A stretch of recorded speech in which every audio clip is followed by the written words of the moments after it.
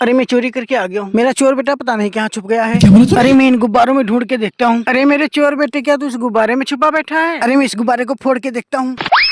अरे इसमें तो चूहा है। अरे मेरे चोर बेटे, क्या तू इस गुब्बारे में छुपा बैठा है? चलो मैं इसे भी फोड़ के देखता हूँ।